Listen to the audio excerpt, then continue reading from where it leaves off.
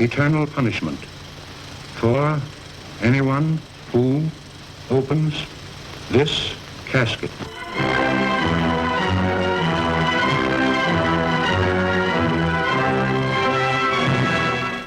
The Mummy.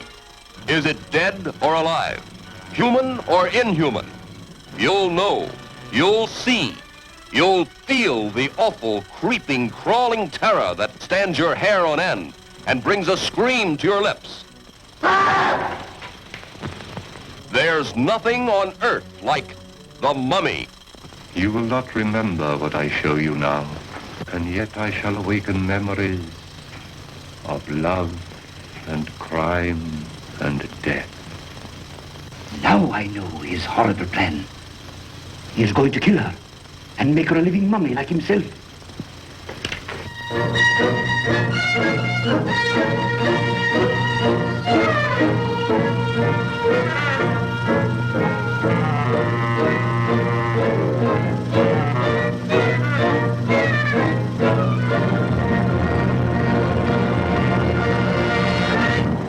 And the B camera. Roll cameras. And action.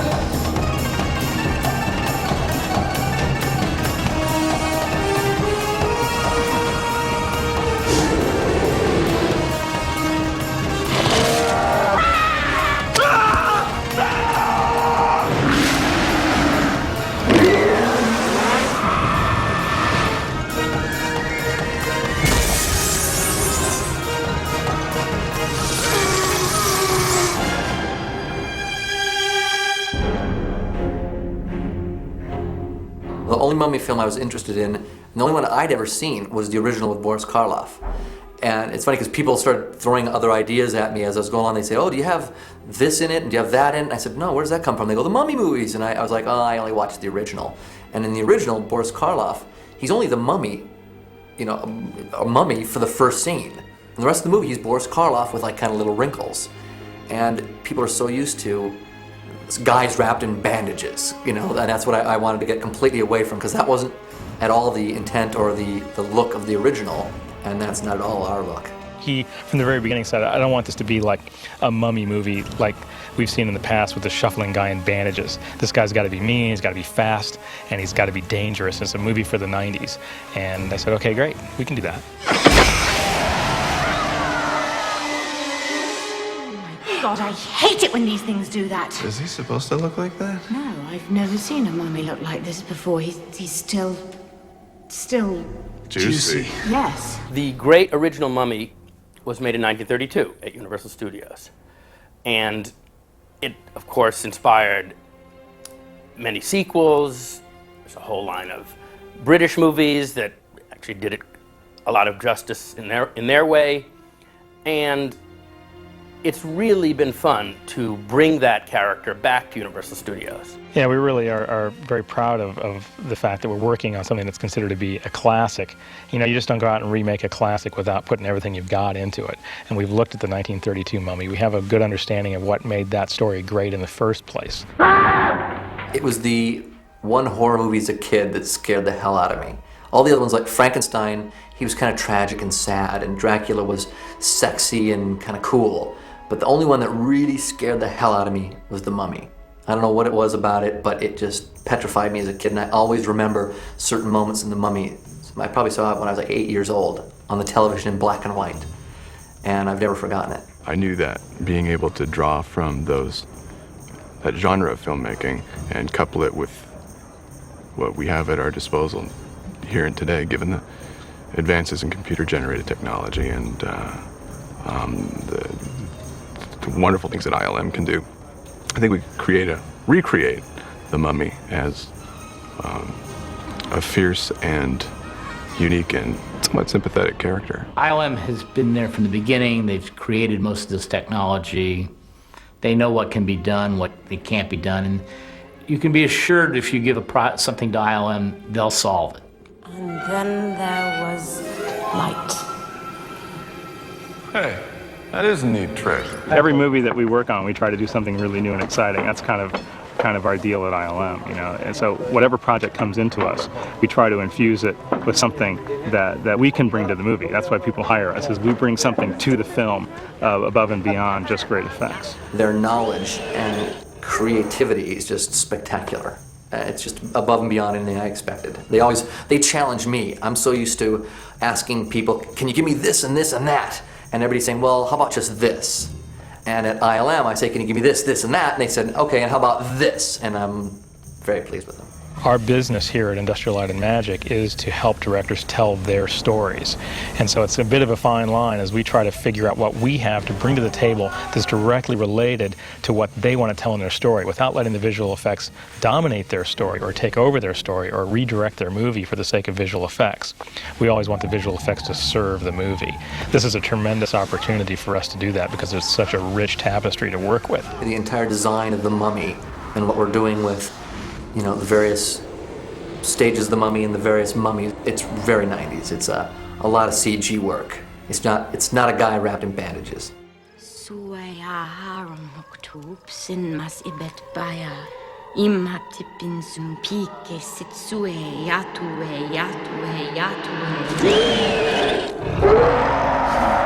No! You must not read from the book! Well, I think the special effects are going to help us create the magic of the mummy. The creature, like I said, he's not a guy wrapped in bandages.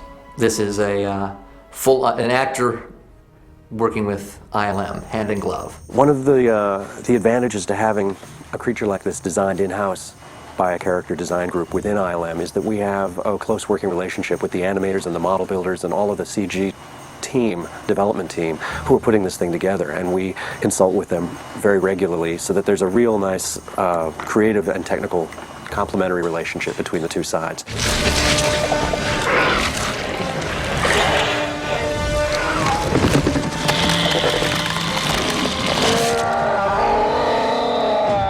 We are in serious trouble.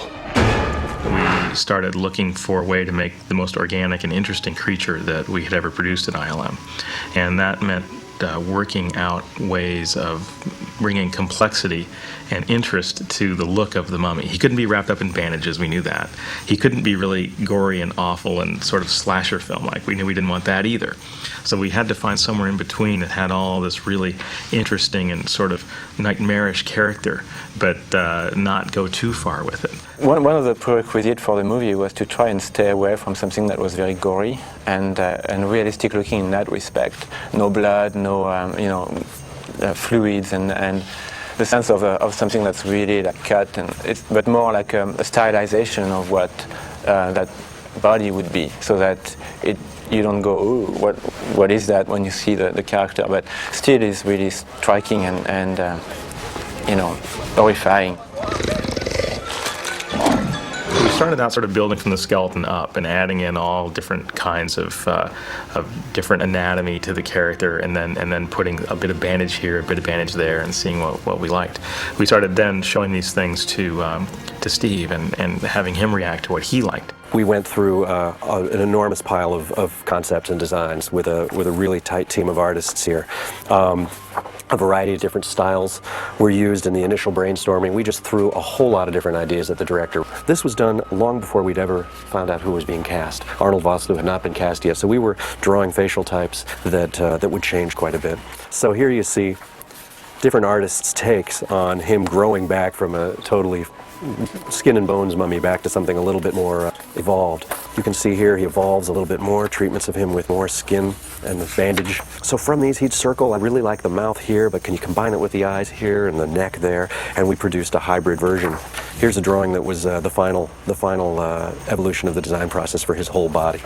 After we got the pencil drawings approved, we then went ahead to visualize stages 3 and 4. And by this time, Arnold Vosloo had been cast, and we were able to get really good quality photographs of him. So these headshots were scanned into the computer, and using digital paint tools, I was able to paint all of this horrible desiccated rot onto him where he has not healed yet. This became a test for the grossness threshold of this movie. We used this stage of the artwork and the computer tools to really develop the color, to play with the color, to keep it looking dry and dusty and rotted and not gory and bloody. That was the distinguishing thing we had to be very aware of here. And eventually we found a way to sort of the perfect set of stages of where we wanted to be with each particular stage of the mummy's development through artwork. And then we started building maquettes and building statues of the heads and the models of the full bodies so that we could all agree and all know what it is that we were looking at. These are called maquettes, and they're a very faithful representation of the artwork, but carried into the third dimension. And this was acted as the color reference for all the CG artists later and the painters to play with light on this model. Taking it into a 3D form was extremely valuable and essential part of the process. As you can see, it's the most useful tool to get everyone to agree. It has all the little dangly bits and everything, the shininess, the color, all worked out here. And it's the next step in the evolution from the 2D artwork. We got that into 3 dimensions and we started sculpting it into in our model shop at ILM.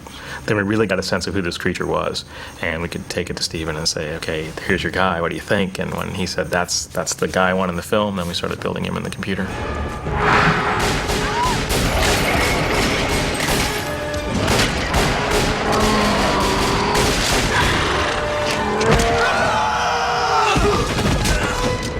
Well, I think the thing that we've really tried to strive for as we've been working on this film is to take the things that we already know how to do and push those things forward and, put things on the screen that are more complicated, more sophisticated, and more interesting than what we've seen before.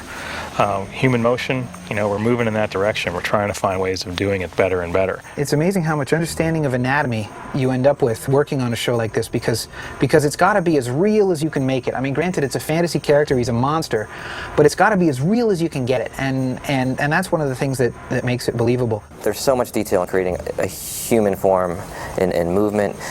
We know what a human looks like. We know how a human moves, and to make it convincing, you really have to get it right, and that was incredibly difficult. That required that we kind of work from the inside out. So my job on The Mummy was to make all of that mechanics, all of that body mechanics of a human body work. So the first thing we would start with is the mechanics of movement of a human skeleton. Normally you can, with a character like, maybe a T-Rex or Mars Attacks the Martians, that kind of thing, you don't have to build a lot of excess complexity into the character. You can pretty much use the simple case for shoulder joints, for elbows, for knees, for all those kinds of things. In our case, you were going to be able to see all the bones, so they had to move the way a real skeleton moves. So the very next step after the skeleton is getting the muscles to work correctly. Basically what we did is we took the skeleton, the correctly articulated skeleton, and we added the muscles onto it in such a way as that they connected up to the right places. Like we would connect the bicep to the right places on the arm, connect the forearm muscles, the brachioradialis, the triceps on the back would connect to the scapula and to the back of the arm as well as down to the elbow. We just basically followed, anatomy books, followed the assembly diagram, if you will. So the research and time involved to create this guy was astronomical, involving months of work. Probably about 2 or 3 months for myself alone, plus months of the people that were helping. This represents a kind of a hood open view of the mechanics of the musculature as we put it together. Each and every one of those little pincushiony things, this is kind of the acupuncture version, each one of these pincushion things represents, some mechanism that twists or rotates or pushes or pulls or somehow deals with placing the muscle where it needs to be. One of the things we could not do with this particular creature is we didn't have the software as yet or the calculating power to figure out the collisions for each and every muscle surface against each and every other muscle surface. So rather than going and making something that was physically exactly scientifically accurate, we had to make something that looked physically and scientifically accurate, something that would fool the audience. I mean, it's movies after all, we're not making a medical film. So we just had to fool the audience into thinking that the muscles were moving and colliding and not, penetrating through each other and flexing and pulling and that kind of thing. This is kind of the completed musculature on the character of Imhotep. As you can see, the A lot of the muscles have been done fairly successfully, especially if you look in between his shoulder blades. You can see how as he pulls his arms back and so on, you get the bunching and stretching that you would really get on someone's back. His thighs flex accurately. His arms flex when he rotates his wrist. You can see the forearm muscles all twist naturally around the bones. So we were pretty happy with this. This required, again, hours and hours, days and weeks of enveloping and tweaking how the muscles work. You know, we'd do a take and we'd see one of the shoulder muscles twists inside out when he pushes his arm forward, and so we'd have to go in and fix that. And we'd run it again, and then we'd find some other little muscle that pops or jerks or turns sideways. Or there's so many tiny little pieces that it required a lot of research and a lot of brute force, diligent, disciplined effort to get it all to work properly. Or at least, I mean, there's still flaws, to work convincingly. Okay, this was one of our first tests of our skinning software. This is software that was developed by John Anderson here. And basically what it does is it takes the outer skin of a creature and the skeleton of a creature and all the muscles that are inside, and it fills that volume between the skin and the bones with virtual flesh. So what happens is that the gray skin that you're seeing here is the outermost part of the virtual flesh. The bones would be the innermost part, and then all the muscles, which I built and animated and made move properly, are embedded within that flesh. So what that gets us is that the skin stays over the muscles and the bones without us having to do anything other than put it there. See, the movement on that gray skin, none of that's coming from any kind of animation other than procedural animation coming from the software. And this is particularly fun if you look right in the corner of the elbow. This is something that we weren't even necessarily expecting, but we got for free. You'll notice that it crinkles at the elbow, and it even kind of crinkles sort of like skin crinkles. You can see those three little creases that form, and that just happens because the dynamics in the simulation, the procedural animation, are accurate. One of the trouble with conventional methods for creatures is that if you put lots of layers over top of each other and then move them around, they'll pop through and they'll show through and then they'll pull back, and it really gives itself away as CG. Whereas with this, the skin stays over the muscles and the bones, and you can actually see muscles and things sliding underneath the skin, and we don't have to actually do it the hard way. We don't have to fake it. It just happens. When you're looking at creating something like that on a computer, you say, okay, are we going to build this as a model, or are we going to paint some of this? And there are ways that we pushed I think the limits of what you can do in using not just the geometry but paint on top of that geometry to create what looks like more wrinkles and folds in the skin, and it's actually painted so that you're in effect modeling using paint, I suppose. And so we were sort of doing things that came pretty close to breaking the renderer in terms of the way that you actually create the final image for the screen. We were riding the edge there, that's for sure. People at work were saying, "You guys are crazy, I can't believe what you're doing." As the project evolved into the CG team's participation, I would create more detailed artwork that would guide them in all of this detail, all of this rotted, desiccated, webby stuff here. And this was the work of a collaborative work of the modelers and the view painters. The view painters played a really critical role in bringing all of this detail to life, and that's something that was really pushed on this creature more than just about anywhere else that I've seen, is this fusion of computer geometry with more than just texture maps on top of it, but all of this webby, transparent stuff being achieved in the view paint process with transparency maps and displacement maps to give it a 3D feel. It would have been far too time-consuming and costly to model in geometry every one of these things in the computer, every one of these little strands. So a compromise had to be reached where certain larger muscle shapes were modeled in the computer and linked or rigged to the digital skeleton, and then the view painter came in and, following this artwork as a guide and inspiration, would hand paint, really sort of continue this concept painting digitally into the real creature itself, complementing the muscle geometry. He has to be just as detailed on the inside as on the outside levels as you go through, because you never know where he's going to be revealed or where he's going to turn, or someplace that might be in shadow in real life that we'll pop a light into, enhance it and make it more obvious that there's holes. We started out with a a really dense creature, thinking that we wanted him to appear as powerful and strong as we can. But once we started punching some holes in him and seeing through him, we realized that was even more interesting. It gave him more mummy, scary creature feel. So then we started taking out his his lungs, his heart, and all the stuff that we had put in there originally, because it was more interesting to be able to see through him, and still, with his movement, make him look powerful. There you are! You quit playing hide and seek! Come on, let's get out of here! Whoa!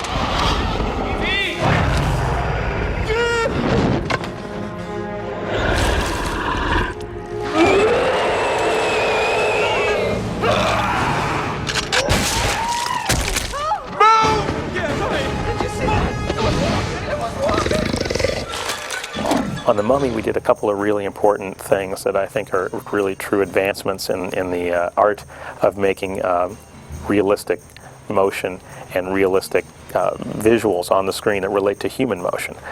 We used motion capture very effectively to replicate the performance of Arnold Vosloo. At first, I was very worried that I'd be able to sort of do what I was hired, which was to act amongst and amidst all the special effects requirements, because sometimes there were sort of physical parameters on what I could and couldn't do, meaning I had to do the stuff in a certain way so that you could see the effects. It's no good if my jaw was going to be rotted. It's no good to play the scene like that. So they had to place me sometimes physically and direct me. We spent 2 days with Arnold in motion capture, replicating every scene in the film that he had done over the course of the previous 6 months, where he needed to be driving the motion of the mummy creature. And we had with us all of the background photography so that we could go and remind him of each scene and actually overlay on those scenes the motion capture animation, at least in some rough form, oftentimes just a skeleton, but enough for us to see that, yes, this was going to fit into our backgrounds and it was going to work. And for Steve Summers to judge the performance that Arnold was giving him and say, okay, that's done, or let's do another take. So it was very much kind of a replication of the action. And we had Steve there and I was there, and we were trying to make sure that we had everything we needed in order to have a good foundation for animation. So we worked with Arnold really, really closely. I kind of just, after the second or third day, I knew I was in such good hands, not just on Steve Summers' side, but on John Burton and his ILM crew, that I just said, look guys, sometimes I don't understand what it is that the effect's going to be, because they almost have this other computer language that no one understands but them. And I said, don't even bother explaining it to me, just tell me to the letter, to the T, what it is that you want me to do physically, and once you set those parameters, then I'll inject whatever sort of performance I have to into that and to make it come alive. So they're the best in the business, and once you trust them, you can fly. Motion capture is where you take a performer of some type and you track the various positions of their body using a computer to basically try to correlate in three-dimensional space where they are and where the parts of their body are, which sounds like a lot of complicated gobbledygook. And but the basic way that it's done is that you use some kind of markers, either a magnetic tracker or a little, it's kind of like a ping pong ball with reflective tape on it, and you can track that using optical cameras. We use infrared cameras to bounce light off of these little tracking balls that are placed all over the actor's body. And by using 7 cameras in a big room, we can use the computer to correlate where each ball is. 7 cameras see a ball, they know that's the same ball. They can then triangulate using relatively simple geometry to figure out where that ball is on any given frame. So as someone walks through a space with all these tracking markers all over them, what we do then is crunch all those numbers, and what we end up with is a position of the knee, a position of the foot, a position of the elbow, a position of the shoulder, everywhere on his body. And then we have our own software which constructs that back onto a skeleton, and we can then reconstruct that motion in 3 dimensions and map just about anything we want onto it. It's the basis for which the animation is built. It gives the audience the feel that the actor himself is the creature, because you're transferring his movement into our CG environment. What we did here is we took the motion capture from Arnold and used that to make sure that our creature looked and acted and behaved like Arnold Vosloo. But we also then used our character animation skills and the fine animators that we have here at ILM to do the facial animation and the fine finger gestures and those sorts of things, which are very difficult to capture. So we came up with a really tremendous synthesis of a new technology of capturing data, if you will, of a performance of a top flight first unit actor, and melding that in with our top flight character animation skills and creating something on the screen that's some sort of synthesis of both of those. Mr. Burns, Prince Imhotep thanks you for your hospitality. And for your eyes. And for your tongue. But I'm afraid more is needed. The prince must finish the job and consummate the curse which you and your friends have brought down upon yourselves. To make the latter stages of the mummy look really good, we were directed to make sure that whatever we put on his face could not be done with prosthetic, and that was the challenge. And how we achieved that was what you can't do with a prosthetic is just really simulate holes in his face so that you could look through his skin and his cheek to the flesh, look through that and see the gums and teeth of the bone.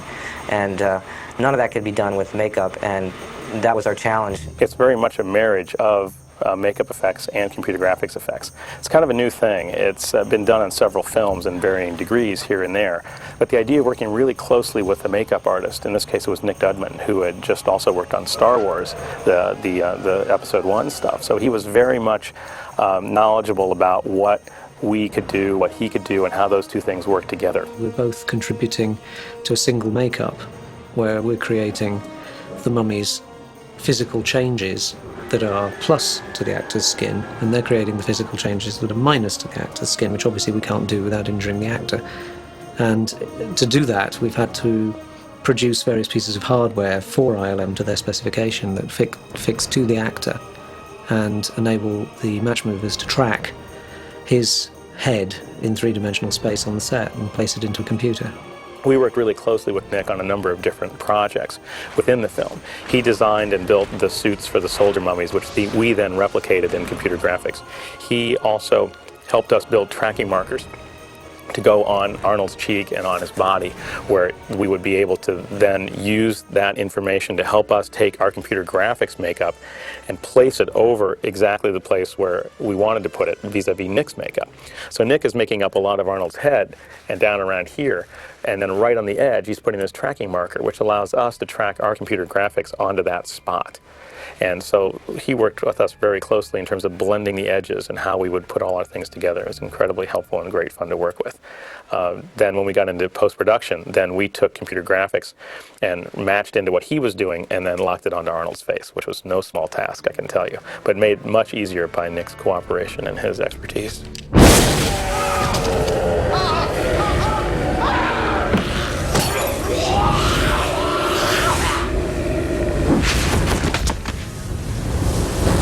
Part of what makes movies great is that you can produce something on the screen that you could never see in reality. And we all have our imaginings of what the great plagues of the Bible were like, the locusts and the flies and the scarabs and the rivers running with blood and all this kind of stuff. But you never can see that. And in filmmaking, we can bring that to the screen. Look at this! Sons of the Pharaoh! Give me frogs! Flies! Locusts! Anything but you! Compared to you, the other plagues were a joy! I'm so very sorry it was an accident. One of the things about Imhotep is that he has to be very powerful, very frightening, and filled with danger. Otherwise, he's not a very good villain, is he? So we sat down with Steve and worked out a whole bunch of things that we thought that he could do that would be really spectacular.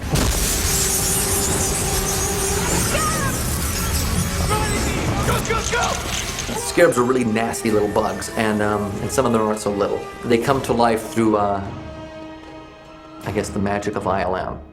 And you don't want to be anywhere near these things when they do come to life. We designed the scarab beetle from a hybrid of all sorts of nasty-looking real insects. We made our own hybrid, super ugly, hungry beetle. They are sort of the minions of the mummy who run around devouring people in their path. And they have some adventures with the singular scarabs attacking people and some with thousands and thousands of them chasing after everybody. Again, you know, able to direct specific action with an animal and the ability to have many, many, many of them and have them work in relatively specific fashion is really what we were trying to do. They have to be creepy, mysterious, a little bit magical. These guys have been entombed for over 3,000 years, and when the mummy wakes up, so do the massive quantities of scarabs. And they do have kind of a magical element to them. They had to be jet black, but with a degree of sparkly iridescence, kind of a blue-pink iridescence. And it was kind of tricky to create shaders and lighting that would work in a really darkly lit set of really black, shiny objects. How do you make them black and dark, but still look like they're responding to light, and have them be iridescent? So the scarabs kind of have a threatening personality. This shot is one of the early shots in the film where we have our computer-generated scarab beetles. And in this case, we've had the actor who's performing on the film set, and we've got film footage of him writhing around in the bandages. What we've got to do is add some scarab beetles to that. And so the first thing we need to do is match his movements. We create a computerized version of the mummified guy and have him moving around exactly like the guy did on set. And then we put little lines on him where some of our hero beetles are going to move. We've built a little scarab in the computer and we've painted that and created some material so that its skin looks all shiny and so it looks like a beetle. And we have one of the animators has created a run cycle for that guy. So what we do is map out where it will go on the man, and we let it run along these paths. So that takes care of our heroes, but as you can see, we've got tons of these guys, and you know, more is what we're aiming for on this. And so what we've done there is we've taken a system where we represent each scarab by what we call a particle in a particle system. And so we have all these little points that represent the scarabs falling out of the bucket here. And we've programmed them so that they'll just run round. They know about the box here, and they know about the body, and they try and avoid it and each other. And so they end up creating this swarm of scarabs running over the guy. We render those images out, which is what we call actually creating the final pictures, and we combine those with the original film of the guy, and it looks like the scarabs are crawling over his body.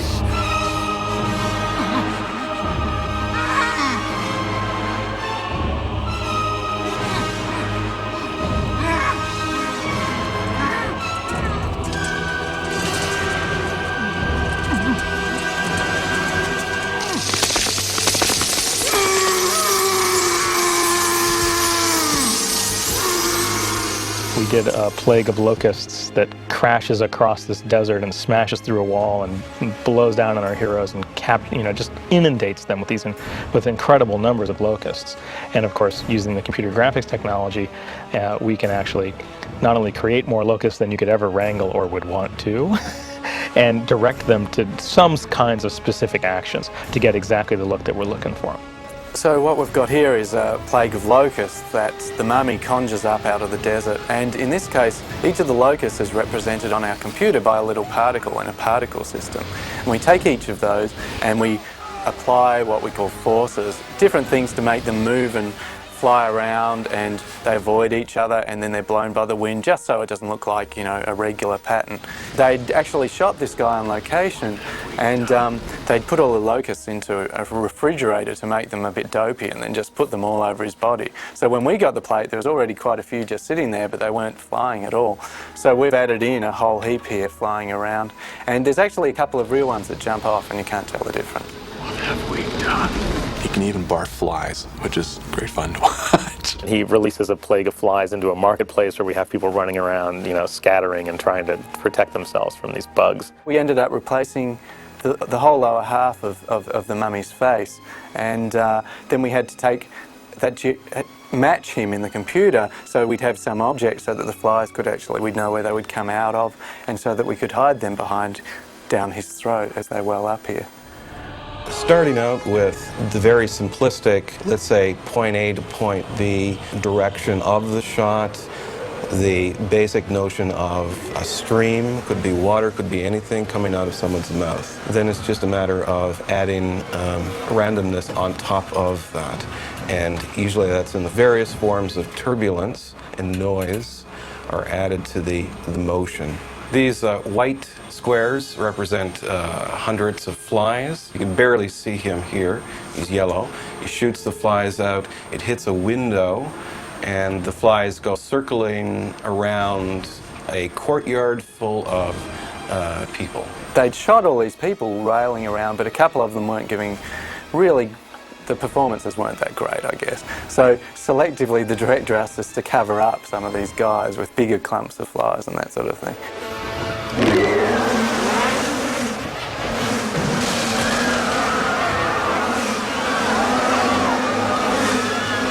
He raises the desert by just lifting the sand off the floor of the desert, and it roils into these gigantic sandstorms, just go racing across the desert, destroying everything in their path. And he sends this out after our heroes in the airplane and tries to bring them down with this giant sandstorm. Here's sort of just a fairly simple wall of sand. It actually is, when I say fairly simple, it's a particle render. We've done a particle simulation using a Maya software package, and so each grain of sand is represented by a particle in the computer.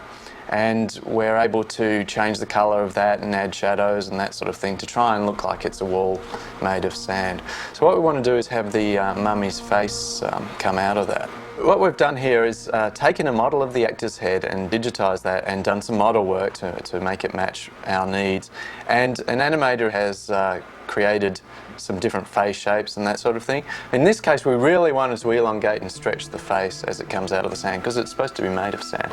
So we added an extra set of controls that would allow us to really pull down on that and to really get these exaggerated expressions. From that, we create this depth map, we call it. Essentially, it's a render of this where the nearest point comes out white and the farthest away point comes out black. And we can use this information with our particles that I showed earlier to create this image of the face in the sand. So here you can see a test where we've got essentially a fairly static, for this example, set of particles. Each of these will be, when we've added the colouring and that sort of thing, will represent sand particles. And we've taken that image of the face and pushed that through here, and we're actually able to affect what happens to the particles based on that image. So we can use that in the actual final stage where we take the particles and render them to give a gross shape of the face, and then we can also use it in our particle simulation that's creating the action of the sand so that it looks like the sand is being distorted by the face as it emerges. And then the result of all that is this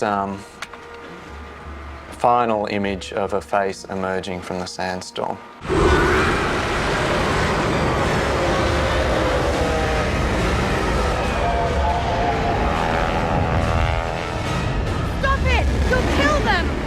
That's the idea. There's a sort of awkwardness in doing special effects where clearly you're not working with any acting partner. But then again, there's some advantages to it. The awkward bits is you may think that you're overacting, throwing your jaw open and screaming and expecting someone to come and take away my union card. But when you see the end result, obviously there's a creature that's put in there, and whatever response you gave is entirely appropriate. You have to think of how the actors or the stunt doubles are going to react to the CGI images.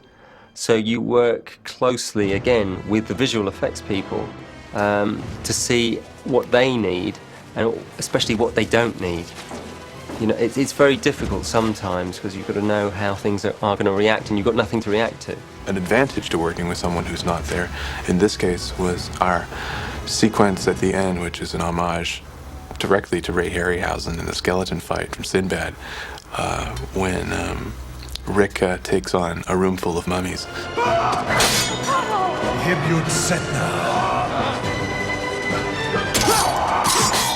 Brendan was really great at being able to understand the sorts of things that we were bringing to the screen. He'd worked on George of the Jungle, so he knew a bit about how to work with synthetic creatures that aren't there when you are. And he did some incredible fight scenes, which end up being him alone with 12 computer-generated creatures. And when you see these scenes and you see him fighting against something that's not even there with real strength and real power, boy, that made our job a lot easier. To create the effect, I learned a choreography with a bunch of stuntmen. Shot 2 passes with motion capture control cameras. And, of course, the stunt players were removed. John Burton from Industrial Light and Magic inserted mummies. He was able to bring that physical power to the screen and hit the marks that we wanted them to hit with motion control cameras flying all over everywhere. And that really allowed us to take our digital creatures and put them right in there with him, and they look and act like they're in the same space. I could swing a sword right through plain air instead of like having to pull my punch for a stuntman, because obviously you wouldn't want to injure someone.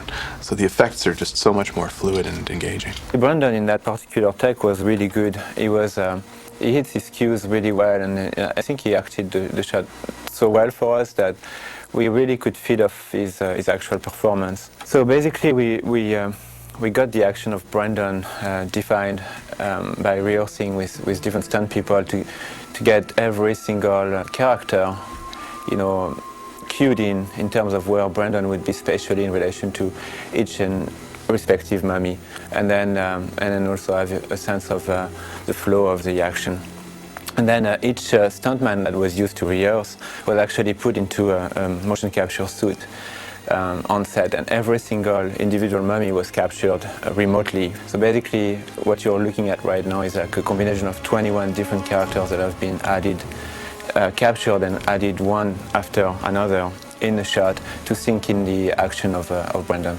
So it's really a combo of different techniques: procedural animation, motion capture, data gathering, and then lots of keyframe animation to get the performance right and the way we wanted it.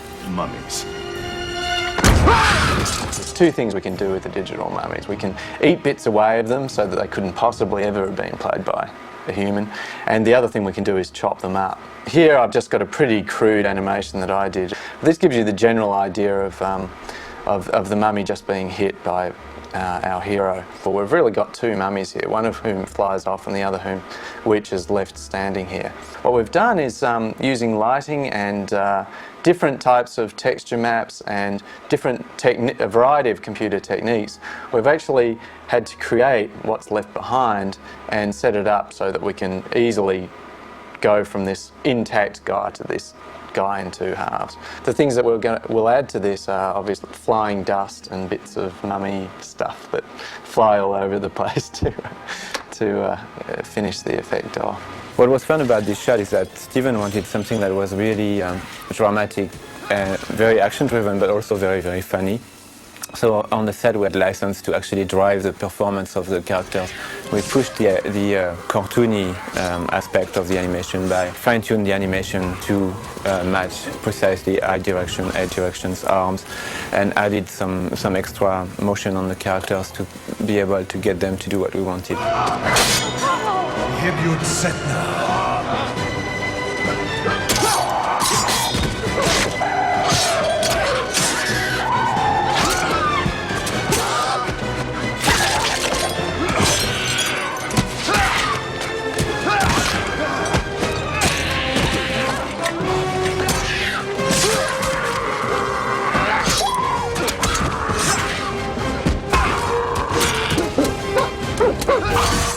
This scary thing, you may somewhere in the back of your mind believe that it can't be real, but there's nothing on the screen that gives it away. You do believe it's real, and it's only if you decide to step away and realize you're sitting in a seat with a bucket of popcorn on your lap that it can't be real. But for that first moment, during that gasp, you're buying it 100%.